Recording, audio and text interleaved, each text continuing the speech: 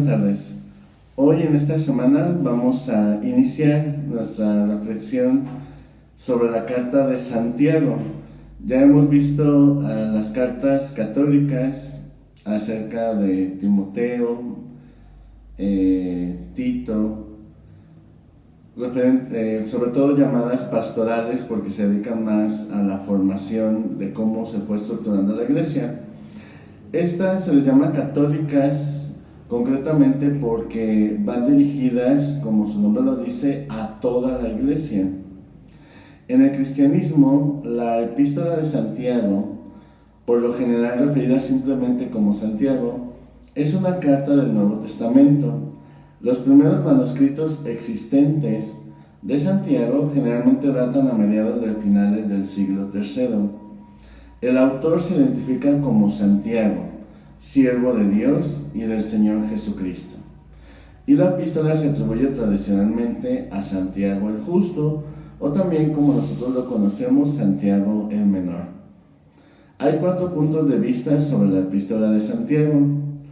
La primera es que la carta fue escrita por Santiago antes de las cartas de Pablo. Una segunda postura dice que la carta fue escrita por Santiago después de las cartas de Pablo. La tercera, que la carta es una pseudoepigráfica, es decir, un autor que escribió poniéndole el nombre de Santiago. Y la cuarta, que la carta comprende material originario de Santiago, pero reelaborado por un editor más tardío. Enmarcado dentro de un tema general de la perseverancia paciente durante pruebas y tentaciones. El texto condena diversos pecados. La epístola fue dirigida a las 12 tribus que están en la dispersión. Así lo afirma Santiago 1.1, por lo que es considerada generalmente para la audiencia judeo-cristiana fuera de Palestina. En cuestión de la composición, la epístola no puede ser una verdadera pieza de correspondencia con partes específicas, sino más bien un ejemplo de literatura de la sabiduría formulado como una carta para su circulación. El trabajo se considera la literatura sapiencial del Nuevo Testamento, porque como Proverbios y Sirácides, consiste en gran parte de exhortaciones morales y preceptos de carácter tradicional y eclesiástico.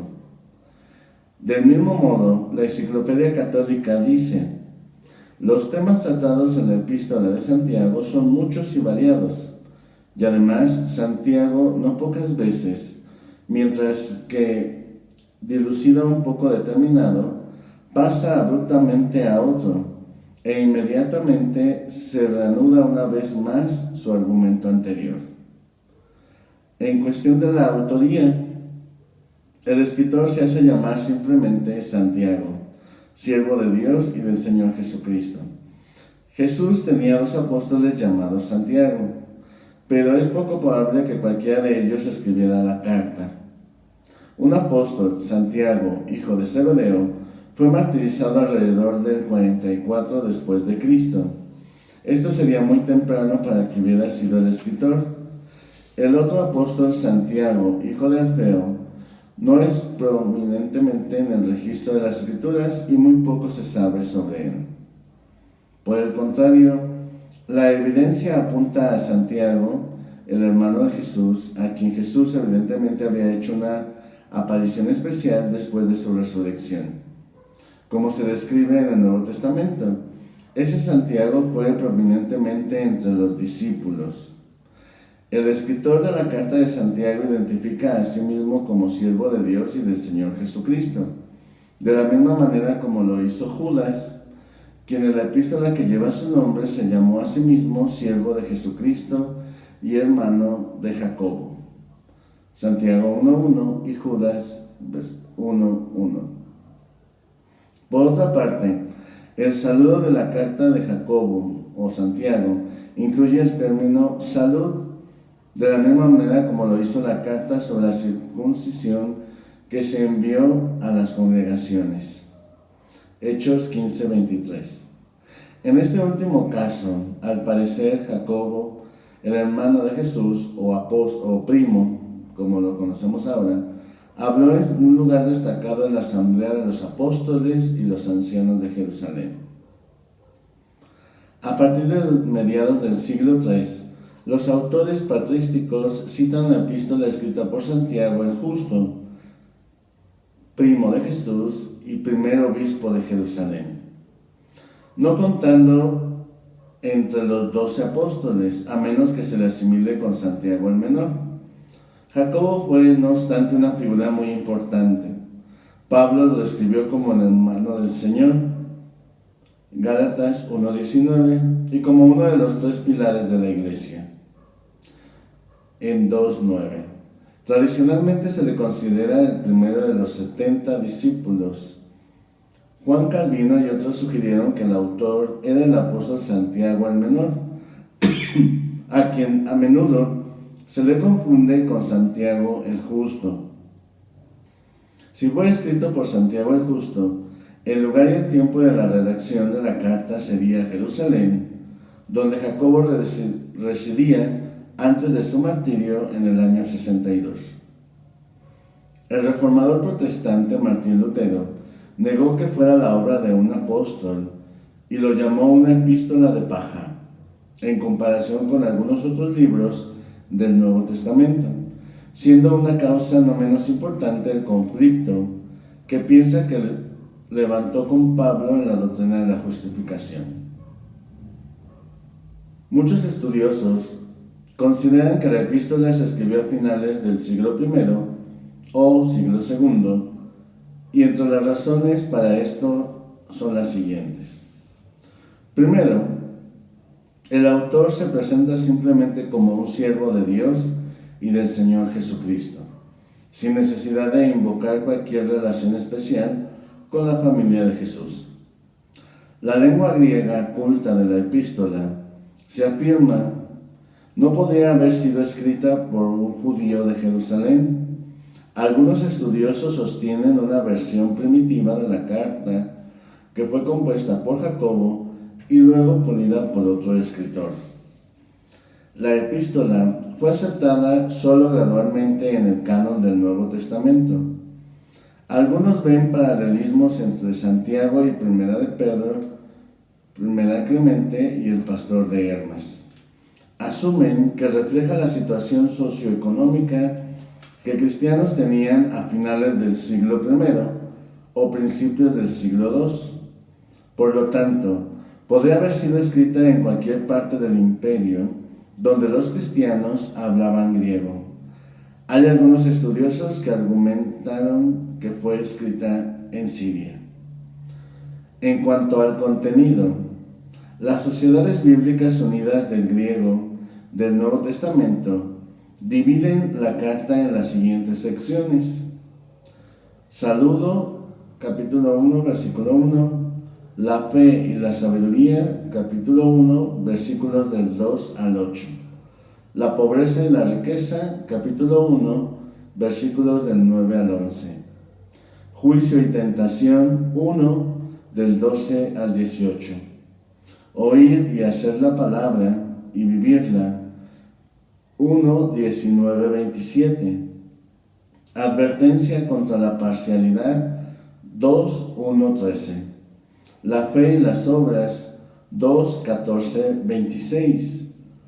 La lengua, capítulo 3, 1, 12. La sabiduría de arriba, 3, del 13 al 18. Amistad con el mundo, 4, 1, 10. Juzgar a un hermano, 4, 11, 12. Advertencia contra la jactancia, 4, 13, 17. Advertencia a los ricos, 5, 1, 6. La paciencia y la oración, 5, del 7 al 20. Una visión alternativa. Hay otros enfoques para la comprensión y la lectura de la epístola de Santiago. El enfoque histórico comienza en diferentes supuestos y no se conforma dejando el libro solo como una literatura de la sabiduría del Nuevo Testamento, como un pequeño libro de proverbios. o como un conjunto disperso de perlas al azar que cayó en ningún orden en particular, en un pedazo de cuerda. El artículo periodístico de 2013 explora los antecedentes históricos violentos detrás de la epístola y ofrece la sugerencia de que fue efectivamente escrita por Jacobo, el hermano de Jesús, y por lo tanto escrito antes del año 62, el año de su asesinato. La década de los 50 vio el crecimiento de la agitación y la violencia de Palestina, y los judíos se sintieron cada vez más frustrados con la corrupción, la injusticia y la pobreza. Se prolongó en los años 60 y 4 años después del asesinato de Jacobo. Estalló la guerra en Roma, una guerra que llevaría a la destrucción de Jerusalén y la dispersión de la población. La epístola de Santiago es conocida por exhortaciones sobre la lucha contra la pobreza y el cuidado de los pobres de manera práctica. 1, 26, 27, 2, 1, 4, 2, 14, 19 y 5, 1, 6. Defender a los oprimidos, 2, 1, 4, 5, 1, 6. Y no ser como el mundo en la forma en que uno responde al mal en el mundo. 1, 26, 27, 2, 11, 3, 13, 18 y 4, 1, 10. La sabiduría del mundo es rechazada y se exhortó a la gente a abrazar la sabiduría celestial, que incluye el establecimiento de la paz y la búsqueda de la rectitud y la justicia. 3, 13, 18. Este enfoque considera la epístola como una verdadera carta con un propósito inmediato, real: alentar a los judeocristianos a no volver a la violencia en su respuesta a la injusticia y la pobreza, sino más bien para mantenerse enfocados en hacer el bien, mantenerse santos y abrazar la sabiduría de los cielos, no la sabiduría del mundo. En cuanto a la doctrina, el tema de la justificación. La carta contiene el siguiente pasaje famoso acerca de la salvación y la justificación, y dice: hermanos míos, ¿de qué aprovechará si alguno dice que tiene fe y no tiene obras? ¿Podrá la fe salvarle? Y si un hermano o una hermana están desnudos y tienen necesidad del mantenimiento de cada día, y alguno de ustedes les dice: vayan en paz, caliéntense y sáciense, pero no les dan las cosas que son necesarias para el cuerpo, ¿de qué aprovechan? Así también la fe, si no tiene obras, es muerta en sí misma. Pero alguno dirá: si tienes fe y yo tengo obras, muéstrame tu fe sin obras y yo te mostraré mi fe por mis obras. Tú crees que Dios es uno, bien haces. También los demonios creen y tiemblan. Mas, ¿quieres saber, hombre vano, que la fe sin obras es muerta? ¿No fue justificado por las obras Abraham, nuestro padre, cuando ofreció a su hijo Isaac sobre el altar? ¿No ves que la fe actuó juntamente con sus obras y que la fe se perfeccionó por las obras? Y se cumplió la escritura que dice: Abraham creyó a Dios y le fue contado por justicia y fue llamado amigo de Dios. Ustedes vean pues que el hombre es justificado por las obras y no solamente por la fe. Asimismo también Rahab, la ramera, no fue justificada por obras cuando recibió a los mensajeros y los envió por otro camino, porque como el cuerpo sin espíritu está muerto, así también la fe sin obras está muerta. Este pasaje ha sido citado en debates teológicos cristianos, especialmente en relación con la doctrina de la justificación. Cayo Mario Victorino, en el siglo IV, asocia la enseñanza de Santiago en las obras con la secta herética de los simaquinos, seguidores de Símaco, el Ebionita, y cuestionaron abiertamente si las enseñanzas de Santiago eran heréticas. Este pasaje también se ha contrastado con las enseñanzas de Pablo, el apóstol de la justificación. De hecho, algunos estudiosos creen que este pasaje es una respuesta a Pablo. Un tema en el debate es el significado de la palabra griega dikaios, hacer justicia o tal como debe ser. En algunos de entre los participantes que tomaron la idea de que Santiago está respondiendo a una mala interpretación de Pablo, la Iglesia Católica y la Iglesia Ortodoxa sostienen que este pasaje refuta la doctrina de la justificación por la fe sola o sola fide, mientras que los primeros y muchos protestantes modernos siguen creyendo que las interpretaciones católicas y ortodoxas no entienden completamente el significado del término justificación y solucionan el conflicto aparente de Jacobo y de Pablo acerca de la fe y de las obras en formas alternativas a los católicos y ortodoxos. Ellos dicen que Pablo estaba tratando con un tipo de error, mientras que Santiago estaba tratando con un error diferente. Los terroristas que Pablo estaba tratando eran personas que dijeron que se necesitaban las obras de la ley añadidas a la fe, con el fin de ayudar a ganar el favor de Dios.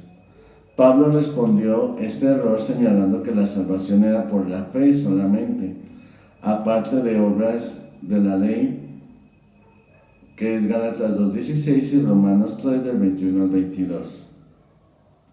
Pablo también enseñó que la fe salvadora no está muerta sino viva, mostrando la gracia de Dios en sus actos de amor. Gálatas 5:6. Porque en Cristo Jesús ni la circuncisión vale algo, ni la incircuncisión, sino la fe con obra por el amor. Santiago estaba tratando con errodistas que dijeron que si tenían la fe, no tenían que demostrar el amor en una vida de fe. Santiago 2:14-17. Santiago respondió a este error al enseñar que la fe está viva, mostrándose como tal por actos de amor. Santiago 2:18 y 26.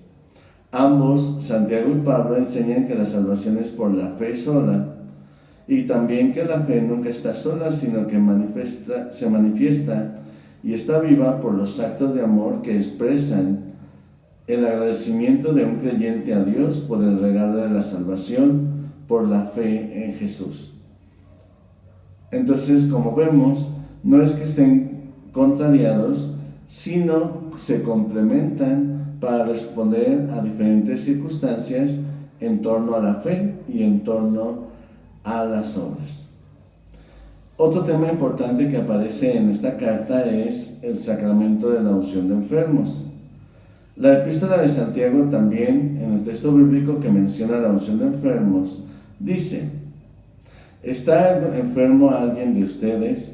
Llame a los ancianos de la iglesia y oren por él, ungiéndole con aceite en el nombre del Señor.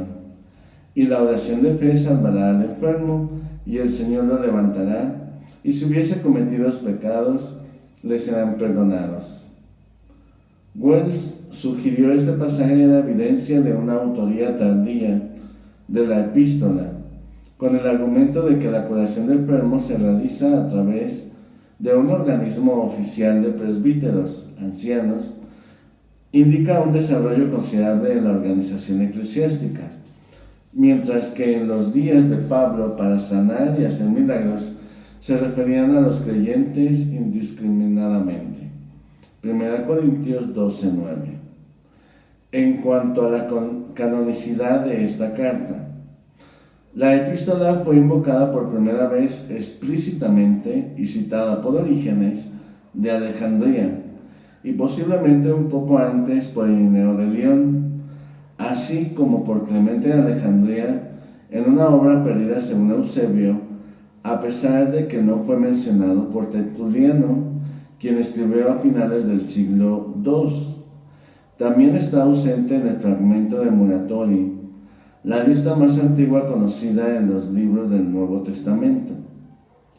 La Epístola de Santiago fue incluida en la primera lista de los 27 libros del Nuevo Testamento, hecha por Atanasio de Alejandría en su Epístola Festal 39, en el año 367 después de Cristo, y fue confirmada como una epístola canónica del Nuevo Testamento por una serie de concilios en el siglo IV.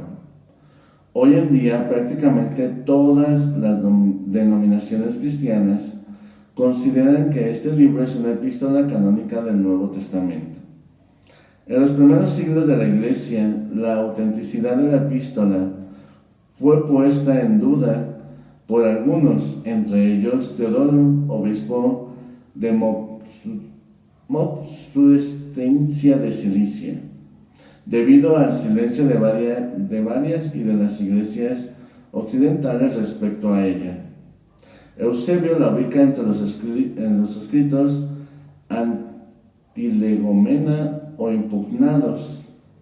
Jerónimo da una valoración similar, pero añade que con el tiempo se había admitido universalmente.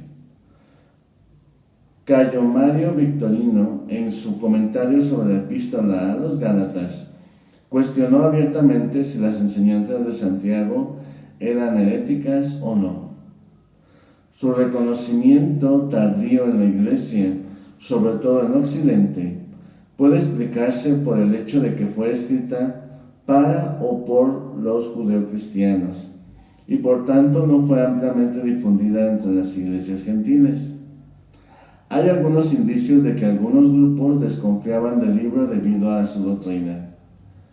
En tiempo de la Reforma, unos pocos teólogos, sobre todo Martín Lutero, en la carrera temprana, argumentaron que esta carta no debía de ser parte del Nuevo Testamento canónico. Pero la opinión de Lutero sobre la epístola de Santiago cambió más adelante. En algunos casos afirmó que no fue escrita por un apóstol, mientras que en otros casos describió la obra de Santiago como la de un apóstol. Incluso lo cita como enseñanza con autoridad de Dios. Y describe la carta de Santiago como un buen libro, porque en él no se establece ninguna doctrina de hombres, sino que se promulga enérgicamente la ley de Dios. Actualmente los luteranos sostienen que la epístola forma parte correctamente del Nuevo Testamento, citando su autoridad en el libro de la Concordia. Sin embargo, sigue siendo parte de la antilegomena luterana. Podemos decir entonces que la carta de Santiago ha llevado todo un proceso de aceptación dentro de la Iglesia de manera canónica, ya que la doctrina que presenta es de origen muy avanzado en cuanto a la forma en cómo describe esta terminación de la justificación. Sabemos que para Santiago, en esta carta, el autor describe que es importante manifestar la fe por medio de nuestras obras. Y eso es precisamente, con otras palabras, lo que dice la primera carta de Pedro. Hay que dar razón de nuestra esperanza. Y es a cualquiera que nos lo pida. Y eso es precisamente, de otra manera, dicho lo que dice esta carta, que hay que manifestar con el testimonio, las acciones y las actitudes todo lo referente a nuestra manera de manifestar nuestra fe. Y es precisamente también referido a las cartas de San Juan, cuando afirma lo siguiente: ¿cómo puedes decir que amas a Dios a quien no ves, si no puedes amar a los hermanos que ves? Y esa es precisamente la unión entre la fe y las obras. Sabemos, y ya quedó explicado, que cuando quisieron ponerla en contraposición de Pablo, hemos concluido lo siguiente: Pablo se refería sobre todo dirigiéndose a los judíos que hablaban de que lo que justificaba eran las obras de la ley, es decir, llevar a cabo todos los cumplimientos de la ley y poder llevar a cabo todo lo que exigía esta ley, que en sí la fe no era solamente la única necesaria. Pero Pablo precisamente quiere poner lo contrario, es decir, lo que salva al hombre es la fe en Cristo Jesús.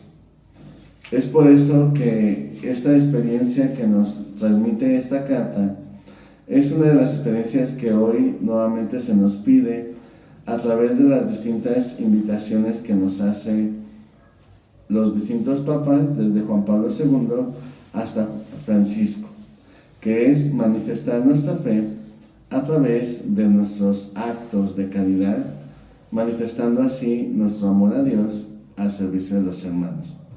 Que esta carta nos ayude sobre todo a descubrir esos grandes dones que Dios nos ha dado, que es poder manifestar ese amor a Dios y sobre todo la gracia que recibimos a través del sacramento de la unción. Que Dios bendiga, que pasen buenas tardes.